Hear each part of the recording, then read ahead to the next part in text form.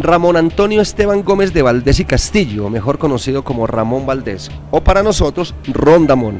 Fue un actor y humorista mexicano. El origen de su carrera se remonta a la época de oro del cine mexicano, al lado de sus hermanos Germán Valdés, Tintán, Manuel el Loco Valdés y Antonio Valdés Castillo. Se hizo famoso por sus actuaciones en la serie televisiva El Chavo del Ocho, interpretando el papel de Don Ramón, además de aparecer también de forma esporádica en las series El Chapulín Colorado y Chespirito. Y como sucede todos los días, al comienzo de un nuevo día, pues desde acá, desde El Nuevo Día, les estamos diciendo bienvenidos a esta nueva emisión, a esta emisión donde cada uno de nosotros activamos el despertador, nos damos cuenta de lo que está pasando de una manera independiente, de una manera alternativa, y eso es lo que nosotros pretendemos, que ustedes siempre tengan al Nuevo Día como una segunda opción o como la primera. Quien quita que ustedes primero se informen por acá y luego contrasten la información que reciben de los medios, sobre todo los privados, y empiecen de alguna manera a contrastar y se formen su propia opinión. No hay que creer lo primero que les digan, es más, no me crean a mí, contrasten esta información con otros medios y ahí se pueden juzgar, se pueden formar, su propio juicio, su propia opinión respecto a lo que está pasando, no solamente en nuestra ciudad, sino también en nuestra región, en Colombia y en el mundo. Yo soy Jaime Gutiérrez, un servidor más, un amigo más, un contacto más para que ustedes lo tengan en cuenta, pero también estoy acompañado de una mujer muy bella que se llama Luisa Fernanda Salgado y ella también ya está lista para recibir el nuevo día. Ella ya activó el despertador y les quiere decir a ustedes, aquí está el horóscopo del día.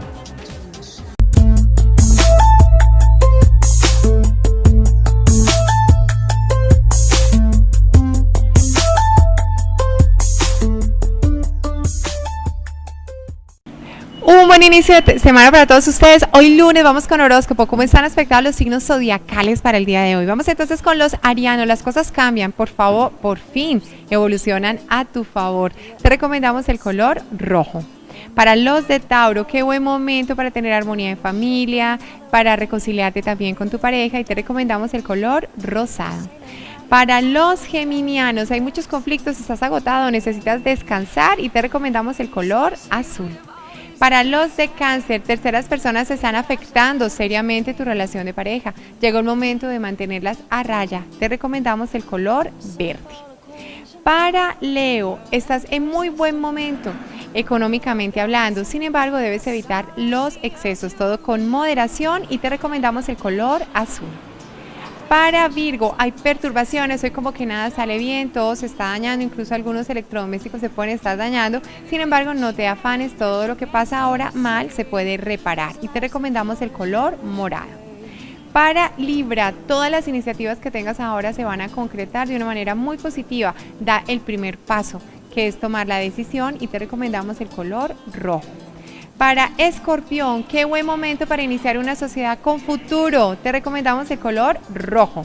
Para los sagitarianos, hay que confiar en esos dictados del corazón que te guían hacia el camino correcto y te recomendamos el color blanco. Vamos con Capricornio, te liberas de una deuda, de una situación agobiante. Viene un tiempo de renovación y te recomendamos el color blanco. Para los acuarianos hay que seguir insistiendo, ya estás a punto de llegar, no desfallezcas y te recomendamos el color rojo. Y finalizamos con los piscianos, ante cualquier inconveniente el día de hoy, actúa pronto, no dilate las cosas y te recomendamos el color anaranjado.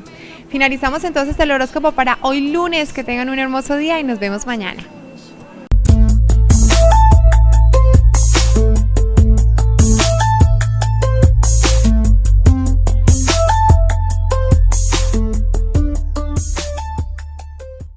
Bueno, señoras y señores, permítaseme hablar del debate de la semana, la pelea de la semana, el chicharrón de la semana.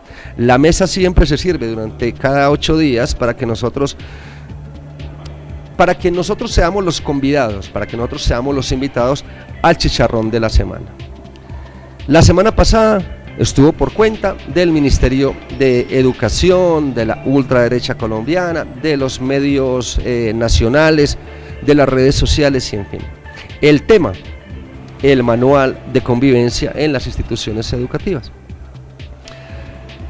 Que se dio a conocer una cartilla pornográfica que algunos quisieron pasar como que se había creado y se había empezado ya a entregar en las instituciones educativas por parte del Ministerio de la Educación. Bajado el mito, entonces ya empezaron a crear, digamos, como un ambiente en el cual se le decía o se le dijo a los colombianos que se estaba creando una cartilla dentro del Ministerio de la Educación con la digamos, colaboración de organismos como la UNICEF, como la ONU, etcétera, que ya estaba colgado en la web, y que ese manual de convivencia lo que estaba haciendo era adoctrinando a los jóvenes, o que pretendía adoctrinar a los jóvenes de las instituciones educativas del país en cuanto a su orientación sexual. Como quien dice, palabras más, palabras menos, que se le iba a decir a los niños que fueran gays, y que se le iba a decir a las niñas que fueran lesbianas, es decir, adoctrinándolos, llevándolos bajo esa corriente, como si eso no fuera una decisión personal, no. Según estos mañosos de la ultraderecha, eso también se imparte, eso también se lleva por ese camino, se conduce y se le enseña a un niño a ser gay y se le enseña a una niña a ser lesbiana, como si eso no fuese una decisión, como si a un niño blanco le dijeran, a ti te vamos a enseñar a ser negro, o como si a un ateo le dijeran, a ti te vamos a enseñar a creer en Dios, o como al que cree en Dios, a ti te vamos a enseñar a ser ateo, ¿no? Simplemente esas son cosas que, digamos, las lleva alguien por principios, por valores, y si alguien de alguna manera quiere ser o quiere tener una orientación sexual definida, pues allá él. Dejémoslo vivir en paz y que pueda desarrollar su identidad sexual como mejor le plazca. Nosotros no somos quienes para definir o para decidir sobre la orientación o sobre la decisión de la orientación sexual de ninguna persona. Digamos que esa es una primera opinión que tengo al respecto. Pero bueno, esto levantó polvareda, los medios de comunicación, como siempre, los primeros convidados a la mesa, fueron los que empezaron de alguna manera como a replicar lo que se decía por aquí, lo que se decía por allá. Me pareció muy honesto el hecho de que algunos medios de comunicación, no todos, algunos medios de comunicación sí dijesen que lo de la cartilla pornográfica, que no es otra cosa sino una colección textual por allí fabricada en Bélgica, otras que se hicieron por allí en Argentina o en Chile, que sí son de una orientación sexual pornográfica, porque se trata de una historia de dos jóvenes que pasan muy rico en la cama, y entonces todo esto lo ilustran, pero esto no deja de ser sino una ilustración para adultos, que la quisieron pasar aquí como si fuese una cartilla programada para ser repartida en las instituciones educativas. Eso sí fue de muy mal gusto. Y aclarado este punto, pues entonces el debate siguió, pero ya con el manual de convivencia que ustedes, imagino, ya leyeron, señores padres de familia, señoras madres de familia, que se mostraron tan desesperados y tan impactados con lo que pasó y con lo que creyeron. Porque primero, para creer algo hay que leer y hay que estar bien informados. Esa es mi primera, digamos, recomendación. Pero bueno, ya con todo este debate y con toda esta polvareda que, digamos, se despertó en Colombia, pues entonces el Ministerio de la Educación, con representantes de estos organismos internacionales, pues lo más sensato que pudieron hacer fue salir a los medios de comunicación y explicar qué era lo que estaba sucediendo, para que los padres y las madres en Colombia tuvieran claridad sobre lo que se estaba gestando, digamos, como esta serie de informaciones y desinformaciones, sobre todo en las redes sociales. Aquí está entonces lo que dijo la ministra Gina Parodi respecto a esa cartilla pornográfica, pero también con los manuales de convivencia en el país. Aquí está Gina. La Corte Constitucional ordenó una revisión extensiva e integral de todos los manuales de convivencia en el país para determinar que los mismos sean respetuosos de la orientación sexual y la identidad de género. A nosotros como Ministerio de Educación nos toca cumplir con la Constitución y la ley. Al mismo tiempo, la Corte Constitucional resaltó la autonomía que tienen los colegios, las instituciones educativas, para definir cuál es su proyecto educativo sobre valores y principios, los cuales son plasmados en los manuales de convivencia.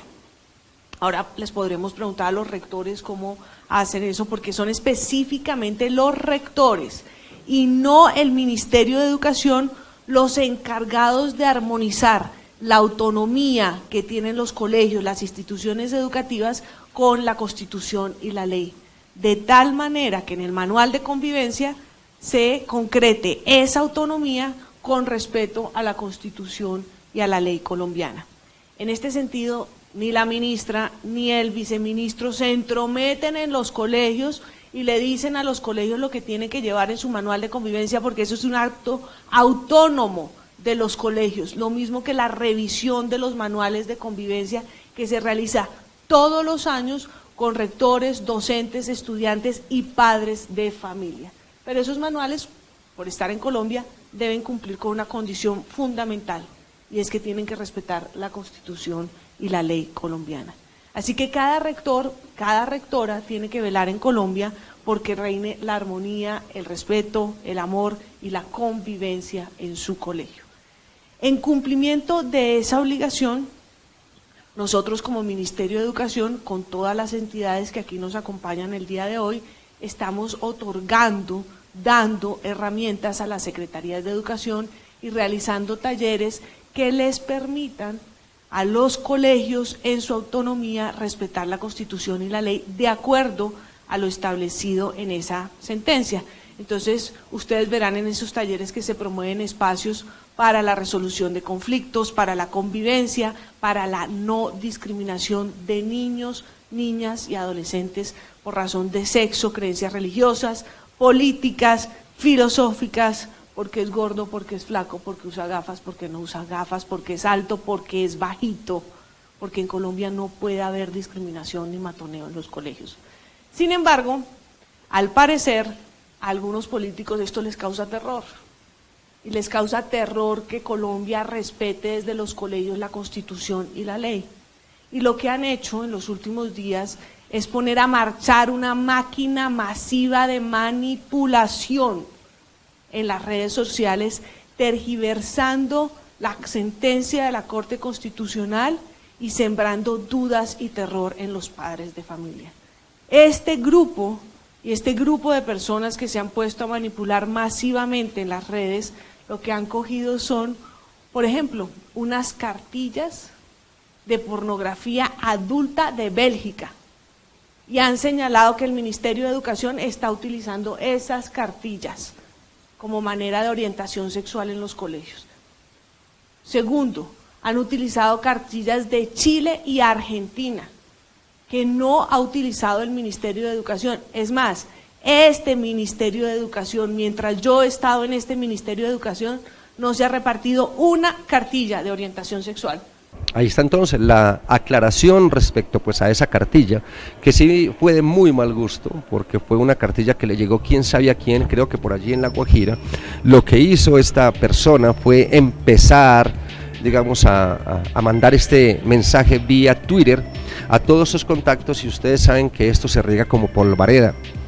Y esto le llegó a quienes debía llegarle, a quienes en Colombia pescan siempre en río revuelto y siempre sacan unas pirañas de este tamaño, como siempre lo hacen, y entonces empezaron a desplegar aún más los que tienen contratados aquellos hackers. Y estos hackers pues lo que se encargan es de duplicar y seguir duplicando toda esta desinformación hasta que la polvareda y la hoguera se volvió a prender en Colombia.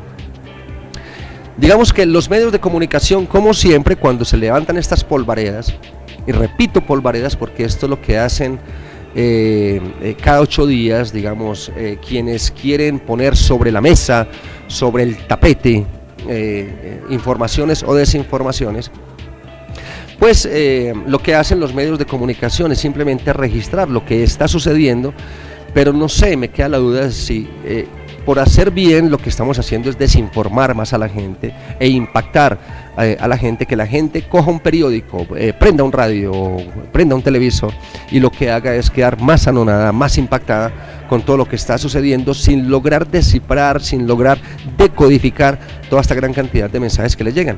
Este fue el papel de los medios de comunicación respecto al debate, la polémica, respecto a los manuales de convivencia.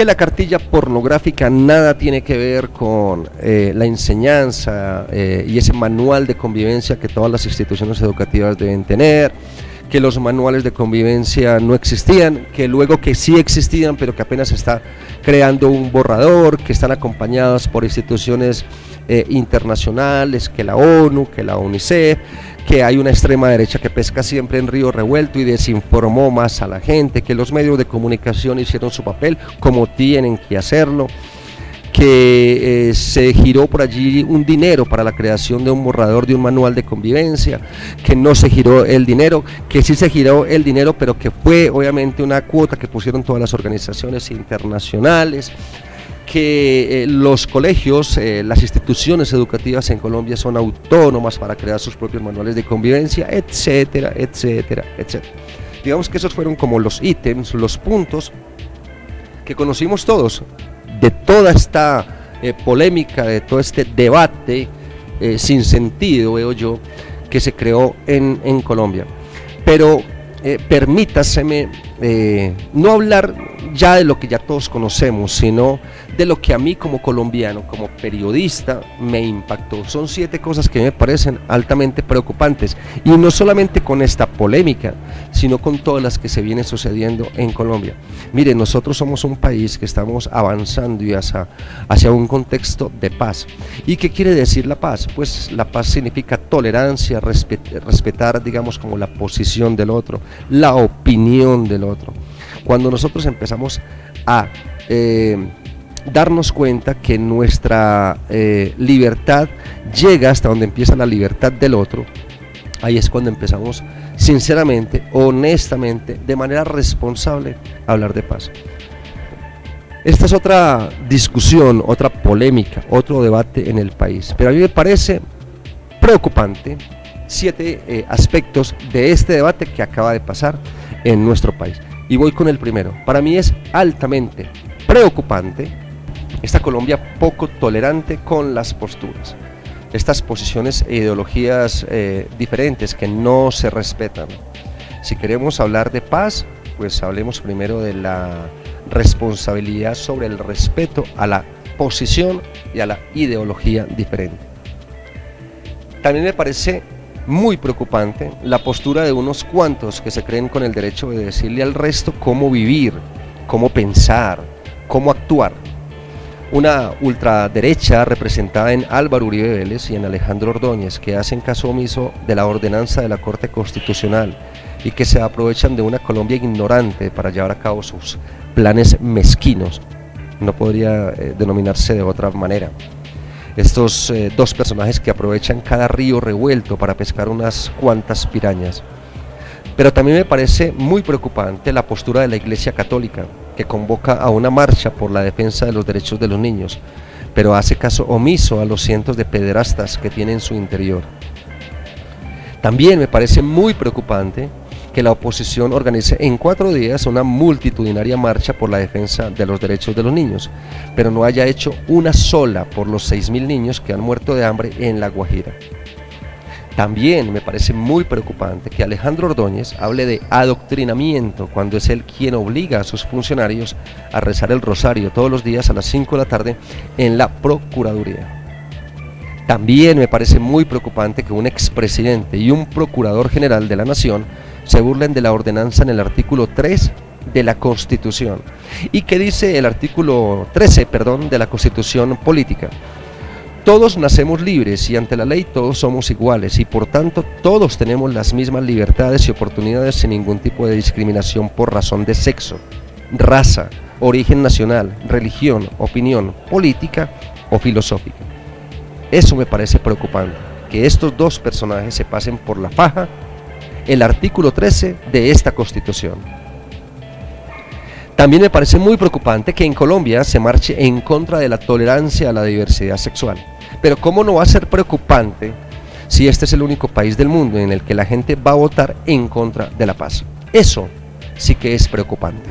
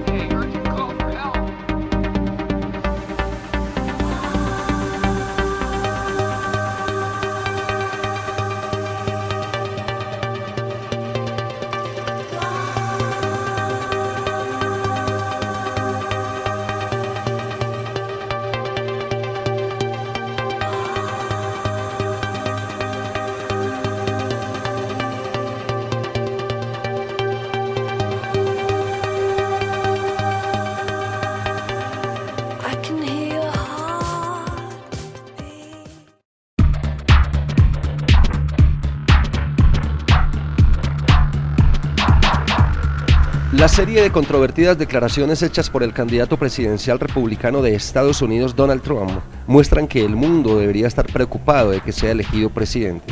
Así lo ha declarado este miércoles el portavoz del ministro alemán, Sebastian Shelby.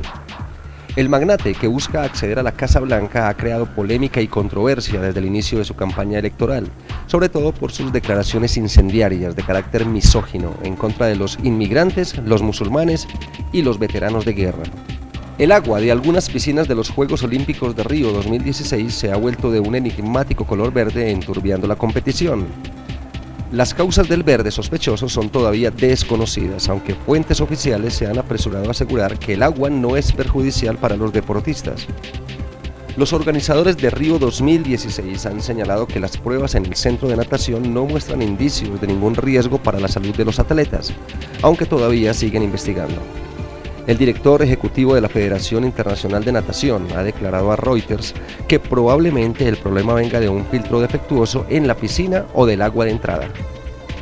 A pesar de que la candidata presidencial demócrata de Estados Unidos, Hillary Clinton, había jurado antes de aceptar el cargo que cortaría todos sus lazos con la Fundación Clinton si trabajaba con el gabinete del presidente, nuevos indicios hallados en una serie de correos electrónicos difundidos este miércoles muestran que las dos entidades mantuvieron una relación muy cercana.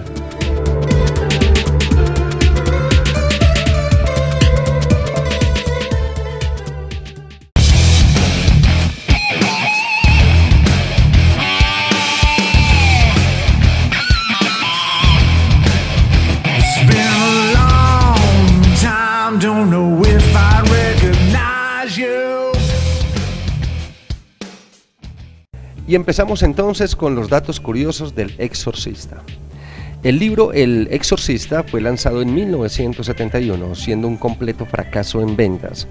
Sin embargo, en un golpe de suerte, Blatty, autor del libro, fue invitado al talk show, el show de Dick Cavett, donde gracias a la ausencia de otros invitados, tuvo 45 minutos para hablar sobre su novela.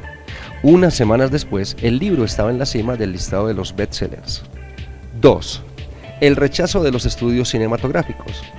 Antes de que la novela se convirtiera en un éxito, ninguna productora aceptó el guión de Blatty para la película. Luego de que se entrara en el listado de los bestsellers, John Calley, en ese entonces jefe de estudios de la Warner Bros., se interesó en el proyecto y compró todos los derechos. 3. La historia tomó el caso real de un niño de 13 años de Maryland, quien en 1949 fue sometido a 30 exorcismos para liberarlo de un demonio que lo poseía. 4. El director Stanley Kubrick tuvo la oportunidad de dirigir la película y la rechazó. 5. Cambios en los personajes. El personaje de Chris McNeil, madre de Regan, fue ofrecido inicialmente a la actriz Shirley MacLaine, vecina del autor del libro. Sin embargo, ella rechazó la oferta. 6. Jason Miller, el actor que personificó al padre Damian Carras, realmente había estudiado para ser sacerdote en la Universidad Americana en Washington, pero dejó sus estudios luego de 3 años al perder la fe. 7. Linda Blair fue elegida entre 500 actrices para el rol de Regan. 8. El inicial maquillaje monstruoso de Regan. El artista y maquillador Dick Smith en un comienzo tenía preparado un diabólico maquillaje para Regan, el cual fue rechazado por Friendly, quien quería una apariencia más sucia y sangrienta, como de heridas autoinfligidas. En todo caso, su apariencia siguió siendo igual de desagradable que la inicial. Juzguen ustedes. El miedo de Linda Blair. Si hasta ahora nos asusta la escena de la cabeza giratoria, imagínense lo que producía en la pequeña Linda Blair. Ella de verdad se atemorizaba con el maniquí robot utilizado para la escena. En la escena en la que Regan abofetea a su madre, la actriz Ellen Burstyn sufrió una lesión permanente en la columna al tirar muy fuerte el cable que la sostenía. El grito que se escucha en la escena es completamente real. Max von Sydow, quien interpretó al padre Lancaster Marine, solo tenía 43 años al momento de filmar la película. Sydow tuvo que ser sometido a una sesión de 4 horas de maquillaje para lucir como un sacerdote de 79 años. Un misterioso incendio quemó todos los sets del estudio menos la pieza de Regan. El nombre del demonio que posee a Regan es Pazuzu, pero nunca se menciona durante el transcurso de la película. Curiosamente, el autor Paul Bateson, quien tiene una pequeña aparición en la cinta como técnico de rayos X, fue condenado en 1979 por asesinar al crítico de cine Addison Verrill. Esta fue la primera película de terror nominada en los premios Oscar. Esta película se encuentra preservada en la Biblioteca del Congreso. En 2010, la cinta fue seleccionada para ser preservada en la Biblioteca del Congreso como parte de su Registro Nacional de Cine de la Cultura, histórico o estéticamente significativo. Y así, señoras y señores, llegamos al final del nuevo día. Llegó la hora de apagar el despertador, pero solo hasta el día de mañana. Nosotros esperamos que el programa en el día de hoy les haya gustado, los haya enriquecido, los haya entretenido. Ya vienen los trinos de los tuiteros para que ustedes se vayan a trabajar, se queden en casa, se vayan para el colegio, en fin, con una sonrisa en sus labios. Son muy divertidos los trinos que generalmente dejan allí en el Twitter los grandes tuiteros en el mundo. Generalmente son los de España. Qué buenos tuiteros tiene España y que siempre marcan tendencia allí en esta red social del Twitter. Bueno, señoras y señores, hasta mañana. Luisa Fernanda Salgado les dejó un beso, les dejó un abrazo. Yo les doy el beso a las mujeres y el abrazo para los hombres. Obviamente es un abrazo y un beso con muchísimo respeto y con la esperanza que ustedes nos puedan volver a acompañar el día de mañana. Si a ustedes les gustó el programa, no olviden darle me gusta, no olviden compartirlo y no olviden siempre tener muy en cuenta que en Colombia cada vez somos más los buenos, señoras y señores, y en Colombia cada vez son menos los malos. Hasta mañana. Dios los y las bendiga.